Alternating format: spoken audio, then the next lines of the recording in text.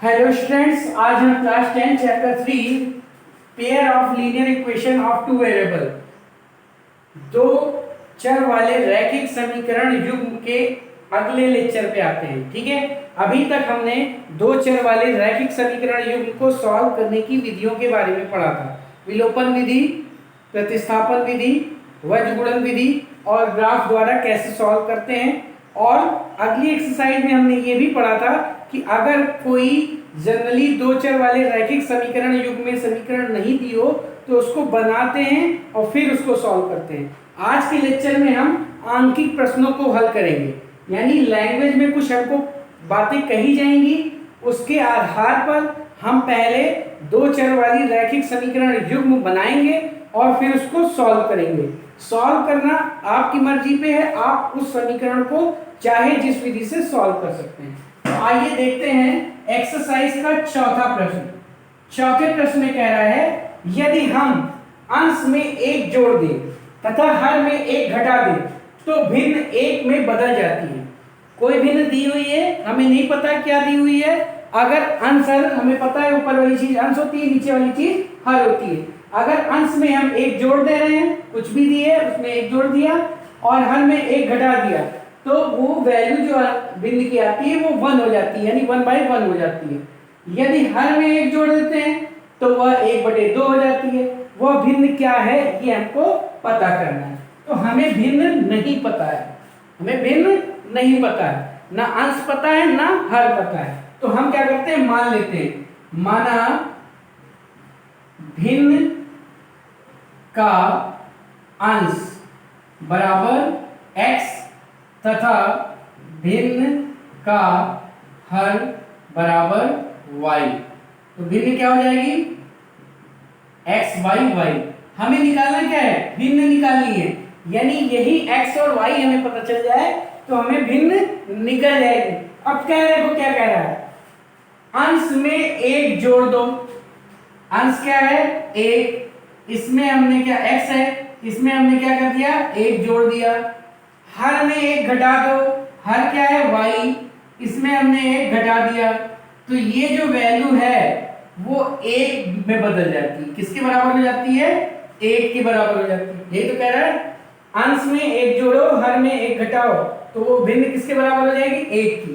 Cross multiply करेंगे तो x + 1 = y - 1 या x - y = या +2 या -2 भी कह सकते हो। समीकरण 1 बन गई। ये किस कथन के अनुसार बनी, प्रथम शर्तानुसार। प्रथम शर्तानुसार प्रथम कंडीशन ये कह रही थी। दूसरी कंडीशन में क्या कह रहा है, यदि हर में एक जोड़ दे। अब हमसे क्या कह रहा है, हर में एक जोड़ दो, अंश में कुछ ना करो, हर में क्या करो, एक जोड़ दो। अंश में हमने अंश के लिए उसमें कुछ नहीं कहा, अंश ऐसे रहने दिया। हर में क्या किया, एक जोड़ दिया। तो अब ये जो है वो 1/2 के बराबर हो जाता है। किसके बराबर हो जाता है, 1/2 के बराबर हो जाता है। ठीक, ये दूसरी कंडीशन में कह रहा है। क्रॉस मल्टीप्लाई करेंगे क्या आएगा, 2x = y + 1 या 2x - y = 1। ये इक्वेशन 2 होगी। अब हमें देखो एक इक्वेशन ये मिली, एक इक्वेशन ये मिली। अब इन दोनों इक्वेशन को जैसे हम सॉल्व करते थे ठीक उसी तरह सॉल्व कर लेंगे। अब आपके ऊपर डिपेंड करता है आप किस मेथड का यूज कर रहे हैं। तो हम क्या करेंगे, विलोपन विधि से ही सारे क्वेश्चनों को सॉल्व कर रहे हैं। समीकरण 2 में से समीकरण 1 को घटा देंगे क्योंकि y का गुणांक क्या है, दोनों जगह बराबर है। ये समीकरण 2 है और ये समीकरण 1 है। घटाएंगे, ये माइनस, ये प्लस और ये प्लस, तो y वाला टर्म कट जाएगा, कितना आया, x। 2x में से x गया, x = 3। तो x का मान कितना आ गया, 3। अब x का मान चाहे समीकरण 1 में रख दो चाहे समीकरण 2 में। x = 3 समीकरण 1 में रखने पर, जब 1 में रखेंगे तो 3 - y बराबर कितना है, -2। -y बराबर कितना हो जाएगा, -5, यानी y बराबर कितना आ जाएगा, 5। तो x का मान कितना आ गया, 3, y का मान कितना आ गया, 5। तो भिन्न क्या हो जाएगी, इसलिए अंश बराबर, अंश क्या माने थे x, तो x कितना है 3, हर कितना माने थे 5, y माने थे तो वो 5 है, तो भिन्न क्या हो जाएगी अंश बटे हर, यानी 3/5, भिन्न क्या होगी 3/5। अब हम चेक करते हैं कि हमारा आंसर सही है कि गलत। देखो क्या कह रहा था, अंश में 1 जोड़ो, तो जब 1 जोड़ोगे तो 4 हो जाएगा, हर में 1 घटाओ, तो जब 1 घटाओगे तो क्या हो जाएगा 4 हो जाएगा, कितना आया 1 आया, पहली कंडीशन सेटिस्फाई कर रहा है। फिर देखो क्या कह रहा है, अंश में कुछ ना करो, हर में 1 जोड़ दो, तो हर में 1 जोड़ेंगे 6 हो जाएगा, 3/6 यानी 1/2, तो 1/2 आता है, तो हमारा आंसर क्या है सही है। ठीक है, तो हमको पहले क्वेश्चन को ढंग से पढ़ना है, जो निकालना है उसको एक्स वाई मान लेते हैं। ठीक है, फिर उनके कथनानुसार जो प्रश्न में कहता जाता है उसको पढ़ के हम इक्वेशन बनाते हैं, समीकरण बनाते हैं, और 2 चर वाले रैखिक समीकरण का एक युग्म प्राप्त होता है, और फिर उसको हम सॉल्व करके एक्स और वाई की वैल्यू निकाल लेते हैं। इतना हमें करना होता है। ठीक है, अब क्वेश्चन नंबर 7 देखते हैं। क्वेश्चन नंबर 7 में कह रहा है 2 संख्याओं का अंतर 26 है। 2 संख्याएं हैं जिनको घटाने पे हमें क्या मिलता है 26। एक संख्या दूसरी संख्या की 3 गुनी है, एक संख्या जो है वो दूसरे से 3 गुनी है। संख्याएं ज्ञात करना है। 2 संख्याएं हैं, संख्याएं कितनी हैं 2, एक बड़ी होगी एक छोटी होगी, तो मान लेते हैं, माना बड़ी संख्या बराबर x तथा छोटी संख्या बराबर y, क्योंकि अंतर 26 आ रहा है। क्या आ रहा है, अंतर जो है इनका, बड़ी में से जब छोटी घटाएंगे तो कितना मिलेगा 26। समीकरण 1 तैयार। फिर क्या कह रहा है, दूसरी संख्या पहले के 3 गुनी है। दूसरी संख्या जो है, दूसरी संख्या क्या है y, पहले के 3 गुनी है। ठीक, ऐसे भी कर सकते हैं। देखो बड़ा कौन होगा इसमें, x बड़ा होगा। ठीक है, तो x 3 गुना है y की, x जो है वो 3 गुना है y की, तो 3 का किधर गुना है, x बड़ा है y छोटा है, x 3 गुना है किससे y से, तो ये तो 3 गुना है, तो 3 से किधर गुना कर दें इधर, तो दोनों क्या हो जाएंगे बराबर हो जाएंगे। ये सेकेंड कंडीशन है।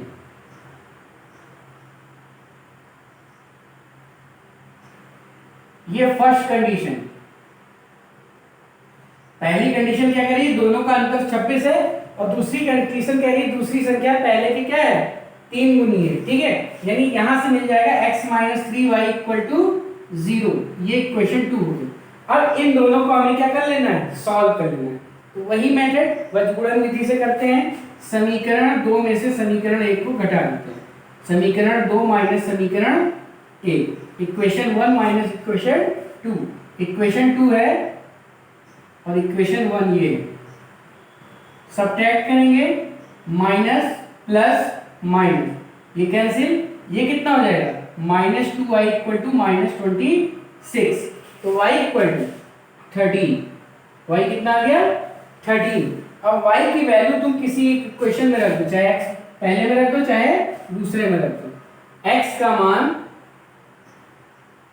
y का मान, y का मान समीकरण 2 में रखने पर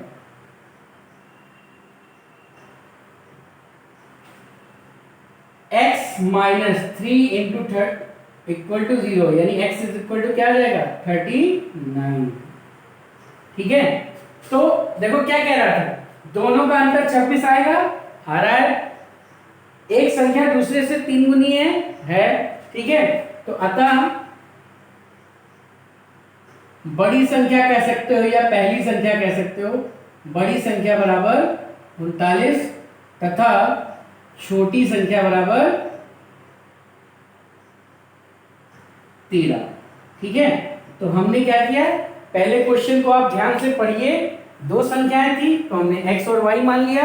ठीक है, अंतर क्या था 26, तो घटाने पे 26 आएगा, और एक दूसरी कंडीशन में कह रहा था एक संख्या दूसरे के 3 गुनी है।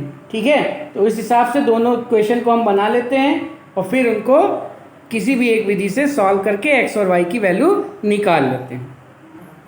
अब हम देखते हैं क्वेश्चन नंबर 10। क्वेश्चन नंबर 10 में कह रहा है ऋतु धारा के अनुकूल 2 घंटे में 20 किलोमीटर तैर सकती है और धारा के प्रतिकूल 2 घंटे में 4 किलोमीटर तक तैर कर सकती है। उसकी स्थिर जल में तैरने की चाल तथा धारा की चाल बतानी है।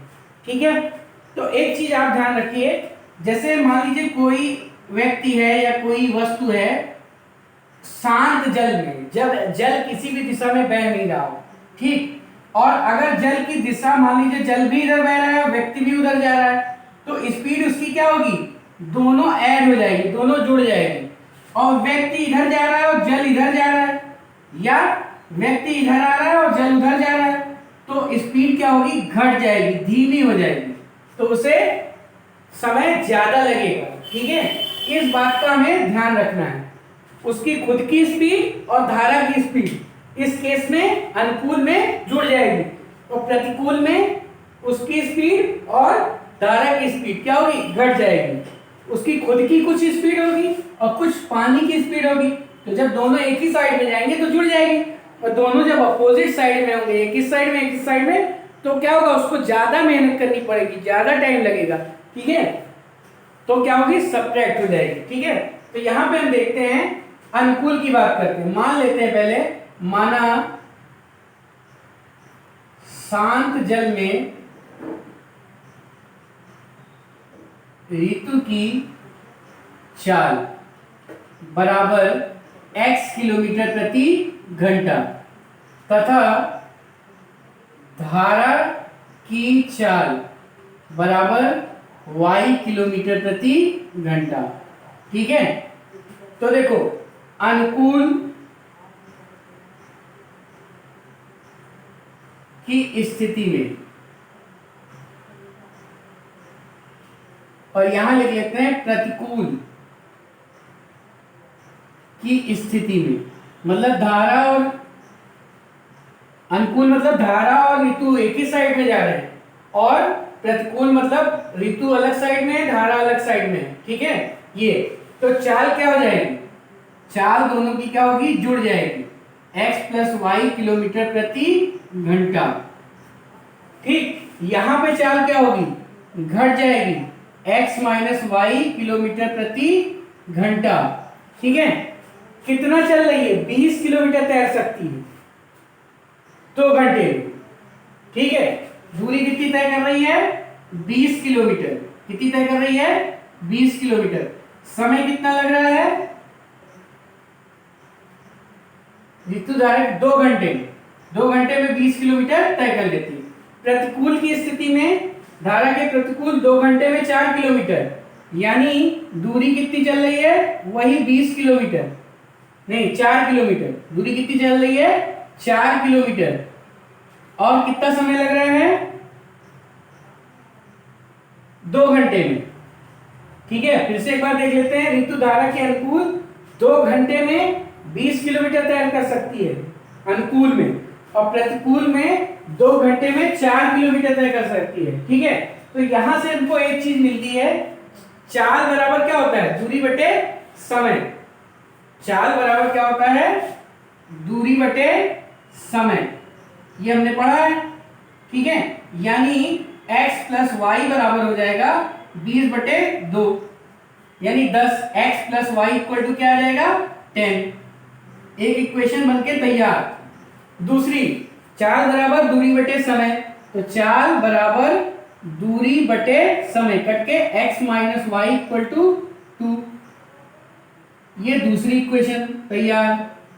ठीक है, तो हमने क्या किया, धारा की चाल और ऋतु की चाल मान ली, और जो भी कह रहा है कि दूरी 20 किलोमीटर चलती है, समय 2 घंटा लगता है, तो चाल अनुकूल की स्थिति में, यानी दोनों चाल जुड़ जाएंगी। ठीक है, तो यहां से हमने 2 इक्वेशन प्राप्त कर ली। इन दोनों इक्वेशन को हल करना है, तो हल करने के लिए देखो, एक x plus y equal to 10 है और एक x minus y equal to 2 है। दोनों समीकरणों को हम क्या करते हैं, जोड़ देते हैं। समीकरण 1 प्लस समीकरण 2, एक है x plus y equal to 10 और एक है x minus y equal to 2। जब जोड़ेंगे तो क्या आ जाएगा, 2x इक्वल टू 12, यानी x equal to 8, 6। x equal to कितना आ जाएगा, 6। अब x का मान समीकरण 1 में रख देंगे, x बराबर, या x का मान समीकरण 1 में रखने पर क्या आ जाएगा, x प्लस यानी 6 plus y is equal to 10, तो y इक्वल टू क्या आ जाएगा 4। तो ऋतु की चाल क्या हो जाएगी, अतः ऋतु की शांत जल में चाल बराबर कितनी हो जाएगी, 6 किलोमीटर प्रति घंटा। और धारा की चाल क्या है, धारा की चाल बराबर 4 किलोमीटर प्रति घंटा। ठीक है, तो हमसे ऋतु की चाल और धारा की चाल ही पूछी गई थी। ठीक, एक बार फिर से हम क्वेश्चन पढ़ते हैं और समझाते हैं। कह रहा है ऋतु धारा के अनुकूल 2 घंटे में 20 किलोमीटर तैर सकती है और धारा के प्रतिकूल 2 घंटे में 4 किलोमीटर तैर सकती है। उसकी स्थिर जल में और तैरने की चाल निकालनी थी और धारा की चाल निकालनी थी। हमने मान लिया ऋतु जो है वो शांत जल में x की स्पीड से तैरती है। ठीक, और धारा की जो चाल है वो y है। अनुकूल की स्थिति में दोनों एक ही साइड में है तो चाल क्या होगी, जुड़ जाएगी।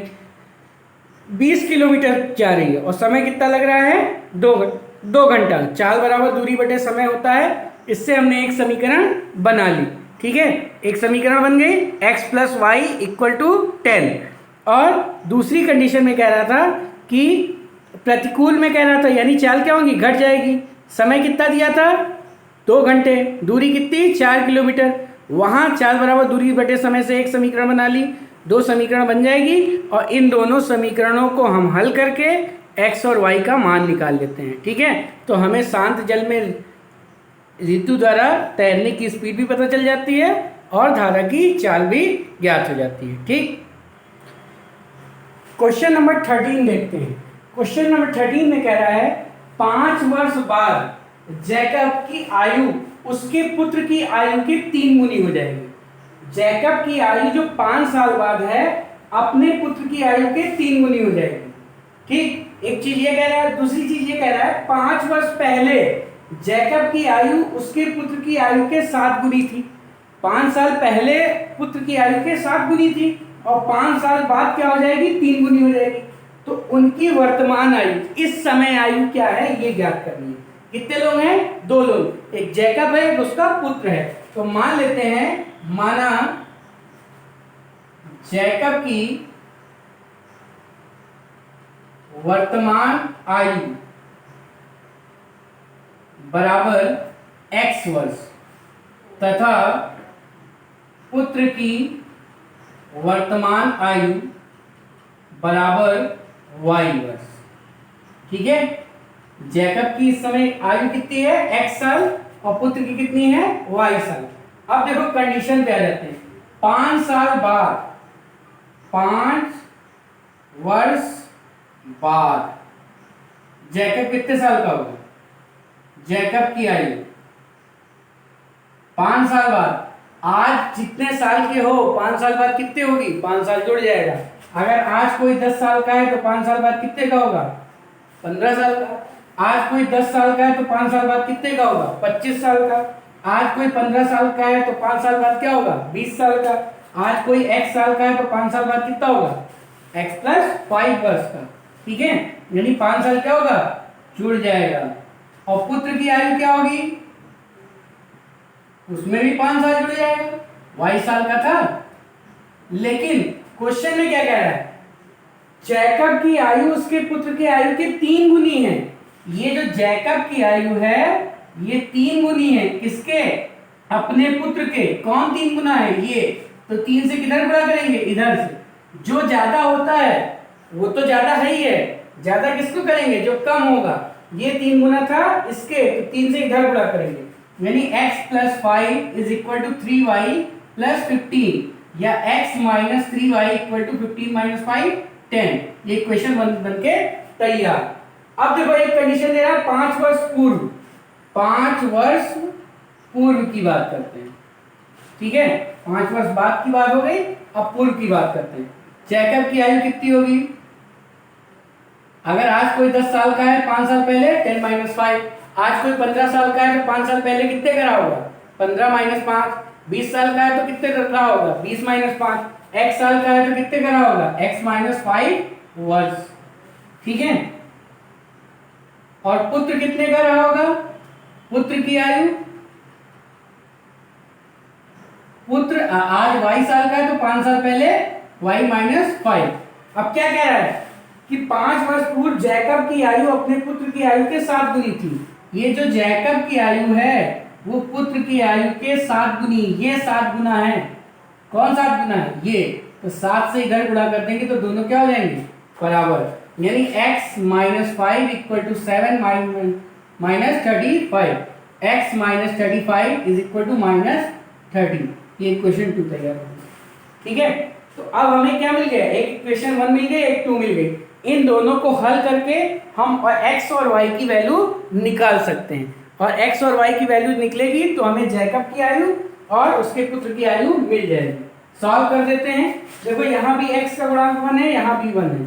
ठीक है। तो समीकरण इक्वेशन 1 माइनस इक्वेशन 2 कर देते हैं। इक्वेशन 1 क्या है? x minus 3y equal to 10। और इक्वेशन 2 क्या है? x minus 7y equal to minus 30। जब सब्ट्रैक्ट करेंगे तो ये माइनस, ये प्लस और ये प्लस, x कैंसिल हो जाएगा। ये कितना आ जाएगा? 4y equal to 40। यानी y इक्वल टू कितना आ गया? 10। अब y का मान तुम किसी एक इक्वेशन में रख दो। y का मान इक्वेशन 1 में रखने पर क्या आ जाएगा? x minus 3 into y equal to 10। यानी x इक्वल टू कितना आ जाएगा? 40। 30 ये हो जाएगा, 10 वो 40। यानी जैकब इस समय कितने साल का है? 40 साल का। और उसका पुत्र कितने साल का है? 10 साल का। अगर हम आंसर चेक करना चाहें कि जो हमारा आंसर है वो सही है कि गलत, जैकब इस समय कितने साल का है? 40 साल का। पुत्र कितने साल का है? 10 साल का। 5 साल पहले ये कितने का रहा होगा? 35 का। ये कितने का रहा होगा? 5 का। 7 गुना है। 5 साल बाद ये कितने का हो गया? 45 का। ये कितना हो गया? 15 का। 3 गुना है। 5 साल बाद 3 गुना होगा, 5 साल पहले 7 गुना। तो हम आंसर चेक कर सकते हैं कि हमारा आंसर सही है कि गलत। ठीक। तो इस तरह हमने आज पढ़ा भिन्नों के क्वेश्चन को, आयु वाले, धारा वाले, ठीक है, और संख्या वाले, इन सब क्वेश्चनों को पढ़ा। तो जो आंकिक प्रश्न होंगे वो इसी टाइप के होंगे। आयु वाले हो सकते हैं, धारा से संबंधित हो सकते हैं, ठीक है, संख्याओं से संबंधित हो सकते हैं, ठीक है, अंश और हर वाले हो सकते हैं। इस टाइप के आंकिक क्वेश्चन होंगे जिसको आपको पढ़ना होगा और पढ़ के समझिए, फिर इक्वेशन बनाइए और सॉल्व कीजिए। ब्याज हानि, लाभ हानि के भी हो सकते हैं। एक्सरसाइज में काफी क्वेश्चन दिए हुए हैं, ठीक है, आप इनके क्वेश्चनों को सॉल्व कीजिएगा। ठीक। कल हम इसी एक्सरसाइज के आगे के क्वेश्चन भी बताएंगे, ठीक है, और जो इसके आगे के क्वेश्चन है वो भी आंकिक ही है अगली एक्सरसाइज के। तो अभी हम 3-4 दिन आंकिक प्रश्नों को ही सॉल्व करेंगे, ठीक है, बताते रहेंगे। तब तक आप लोग धीरे धीरे एक्सरसाइज के क्वेश्चनों को सॉल्व कीजिए। एग्जाम्पल को जरूर लगाइए। लिखने का ढंग बहुत जरूरी होता है। इसमें हम किस ढंग से लिखें कि कम से कम लिखना भी पड़े और हमारी बात भी पूरी क्लियर हो जाए, ठीक है। और ध्यान से पढ़िए, कम शब्दों में अपनी बात को रखिए और सॉल्व कीजिए। ठीक। जब भी हम सॉल्व करें तो आंसर हम जरूर लिख दें कि हमसे जैसे पूछा है कि जैकब की वर्तमान आयु बताइए, तो आंसर में नीचे जरूर लिखें अतः जैकब की वर्तमान आयु बराबर 40 वर्ष तथा उसके पुत्र की वर्तमान आयु बराबर 10 वर्ष। इसको जरूर लिखें। अगर हम चाहें तो डिफरेंट कलर की पेन या ब्लैक पेन से उसको आंसर को साफ लिख सकते हैं, ठीक है। तो आगे के क्वेश्चन आप सॉल्व कीजिएगा। आज के लिए इतना ही, धन्यवाद।